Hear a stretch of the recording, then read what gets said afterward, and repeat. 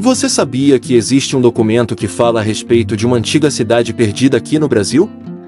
Nele é possível ler a descrição de como é esse misterioso local, repleto de ruínas antigas, estruturas maciças de pedra e edifícios arquitetônicos com enigmáticas inscrições de alguma civilização esquecida. Nomeado de manuscrito 512, a obra é de autoria anônima e fala a respeito de uma expedição de bandeirantes ao interior da capitania da Bahia.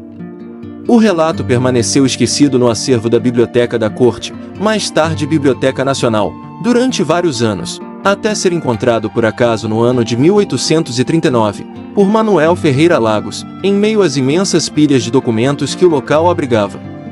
Após tomar conhecimento da importância do registro, o manuscrito foi doado para o Instituto Histórico e Geográfico Brasileiro, IHGB, e tempo depois uma transcrição completa de suas 10 páginas foi publicada na revista do Instituto no tomo 1, junto ao prefácio do cônego Januário da Cunha Barbosa, onde ele expressa uma suposta ligação do relato com a história de Robério Dias. Esse teria sido preso pela coroa portuguesa por não revelar a localização de minas de metais preciosos que ele houvera supostamente encontrado no interior da Bahia. Essa história, a qual se fez ligação com o local registrado no documento 512, é conhecida como as Minas de Muribeca, uma história antiga que remonta ao século XVI. Tendo início quando o português Diego Álvares Correia chegou ao Brasil após naufragar em uma caravela na costa brasileira, ali nas proximidades da Bahia.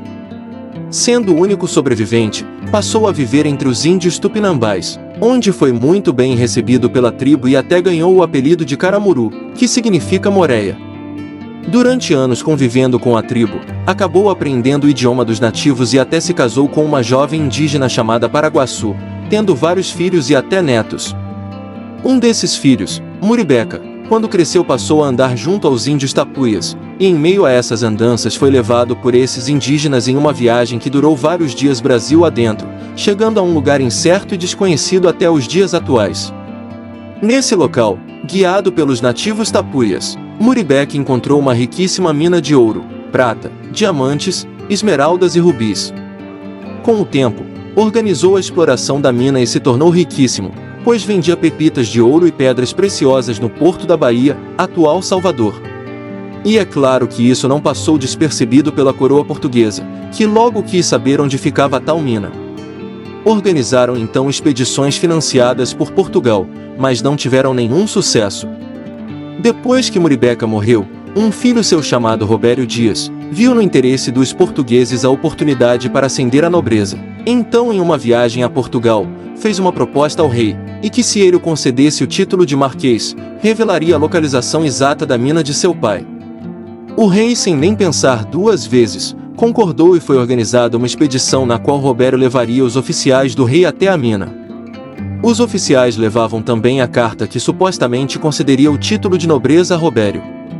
Chegando em Salvador, o rapaz, já um pouco desconfiado do conteúdo do documento, que só seria entregue após apontar a localização da mina, consegue então convencer um dos agentes da coroa portuguesa a mostrar a ele o conteúdo do documento, o qual não lhe concedia o tão esperado título prometido, mas um de menor importância que era capitão de missão militar. Diante dessa situação, ele recusou-se a revelar o segredo da localização da mina, e acabou sendo aprisionado. Robério jamais revelou a localização desse lugar cheio de riquezas, e quando morreu em 1622, levou consigo o segredo das minas achadas e exploradas por seu pai, Muribeca. O manuscrito, embora já esteja muito desgastado pelo tempo com alguns de seus trechos incompletos, ainda assim, pode-se ler o relato e conhecer um pouco mais sobre a suposta cidade perdida. O título original do documento é Relação Histórica de uma Oculta e Grande Povoação Antiguíssima Sem Moradores, que se descobriu no ano de 1753. No texto é narrado como a expedição avançou o sertão até achar uma montanha formada principalmente por cristais. E nos principais trechos do registro, é dito que, assim que a suntuosa montanha brilhante foi avistada pelo grupo de expedicionários, imediatamente fez com que todos eles ficassem deslumbrados com o que podiam enxergar.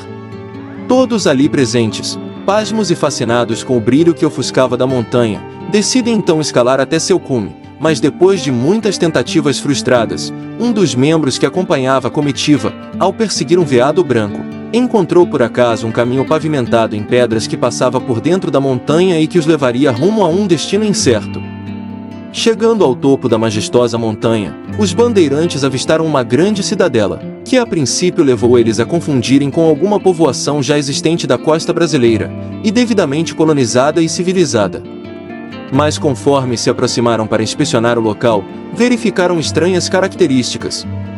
Entre elas o estado da região, que estava em alguns trechos completamente arruinada e castigada pelo tempo.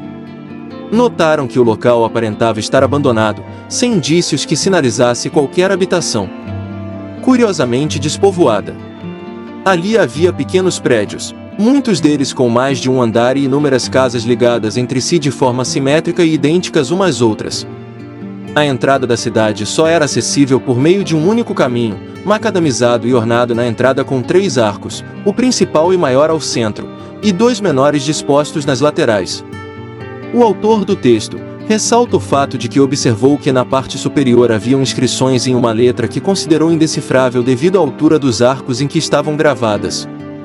Os aspectos da cidade narrada no documento 512 mescla características semelhantes aos de civilizações antigas, como os gregos, sumérios e egípcios. Traz ainda outros elementos não identificados e que não podem ser associados a outras culturas conhecidas. O cronista também descreve outros ambientes observados pelos bandeirantes, que a essa altura já estavam confusos e admirados com o achado. Ainda a descrição do que aparentava ser uma praça, da qual se erguia uma coluna negra e sobre ela uma estátua que apontava ao norte. O pórtico da rua era encimado por uma figura despida da cintura para cima e trazia na cabeça uma coroa de louros. Os edifícios imensos que margeavam a praça traziam em relevo figuras descritas como sendo alguma espécie de corvo e também símbolos de cruzes. E ainda segundo a narrativa transcrita no documento, próximo à suposta praça, existe um rio, que foi seguido pela comitiva terminando em uma cachoeira, onde o único objeto mencionado pela expedição de bandeirantes foi encontrado. Descrito cuidadosamente na carta, a menção de uma grande moeda confeccionada em ouro. Embora trouxesse emblemas em sua superfície cravados na peça, o destino e origem do objeto permanecem até hoje um mistério. Nela, havia em uma face o desenho de um rapaz ajoelhado, e no reverso combinados permaneciam as imagens de um arco, uma coroa e uma flecha.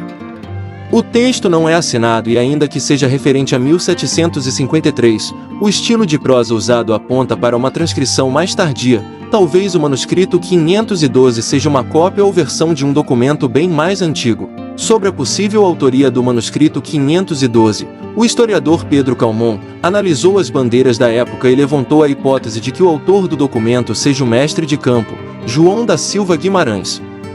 Outro nome levado em consideração é o do bandeirante, Antônio Lourenço da Costa, segundo as pesquisas do Diomário Gervásio de Paula Filho. Há também muitas teorias e especulações a respeito das inscrições encontradas pela expedição. João Capistrano Honório de Abreu, um dos primeiros grandes historiadores do Brasil, descartava a interpretação do Cônego Cunha, de que a tal civilização descrita no relato tivesse relação com as minas de prata de Muribeca. Já o biólogo marinho e professor de zoologia da Universidade de Harvard, Howard Cloudfell, conhecido principalmente pelos seus trabalhos e pesquisas relacionadas à arqueologia e epigrafia do Novo Mundo, região que abrange os territórios correspondentes ao hemisfério ocidental da Terra. Ele afirma que as inscrições estão em grego ptolomaico que, para Fel, seria uma forma de escrita ligada ao egípcio demótico. Ele também acredita que em meio aos símbolos existam também trechos em alfabeto chamado de escorpião, que segundo ele, teria sido utilizado pelos caldeus. Com isso ele sugere uma possível tradução das inscrições. Mas os argumentos de Bell e Fel foram rejeitos pela academia como sendo sem bases históricas ou científicas.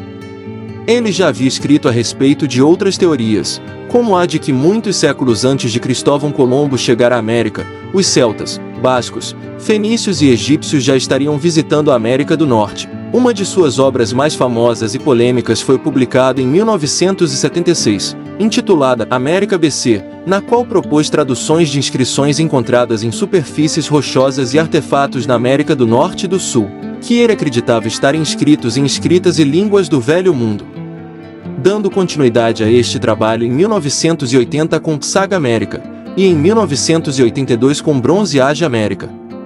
Uma questão que deve ser levada em consideração ao analisar o relato contido no manuscrito é o contexto da época, pois no século XIX havia uma busca da identidade nacional e valorização dos atributos brasileiros que podem ter contribuído ao destaque e enfoque dado ao registro, tanto por parte de aventureiros independentes, intelectuais, religiosos e até o próprio imperador Dom Pedro II. Mas a partir da década de 1870, o manuscrito 512, a cada dia passa a ter menos relevância, deixando de ser considerado pela maioria dos estudiosos e acadêmicos.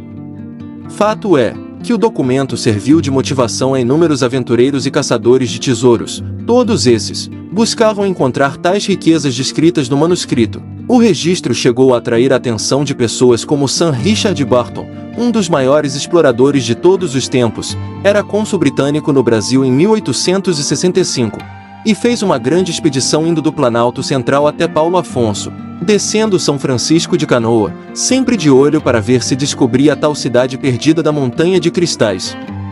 Barton publicou diversas obras, uma delas é The Islands of the Brasil, em 1869, e o famoso Kama Sutra.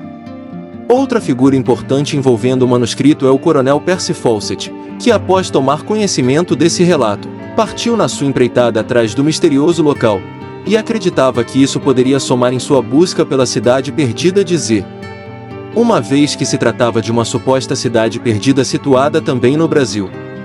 No ano de 1885, Hyder Haggard publicou As Minas do Rei Salomão, que embora a história seja ambientada na África, é claramente inspirada no manuscrito 512. Temos ainda As Minas de Prata de José de Alencar, que também foi baseada no manuscrito. Agora saindo dos livros e entrando no cinema, existe o filme brasileiro chamado Caramuru, A Invenção do Brasil, lançado em 2001. O longa-metragem é uma comédia e mostra um pouco como foi o romance de Paraguaçu e Diego Álvares, o náufrago citado anteriormente. Mas o cinema apresenta a história de forma cômica e distinta da realidade histórica. Fica então apenas como curiosidade e dica de filme. E você o que pensa a respeito desse relato? Seria ele um mito inventado anos atrás para alimentar a crença de cidades perdidas? Ou, de fato, a história narrada representa as evidências e resquícios de uma antiga civilização esquecida no interior da Bahia? Agradeço a sua atenção até aqui, um forte abraço e até o próximo vídeo.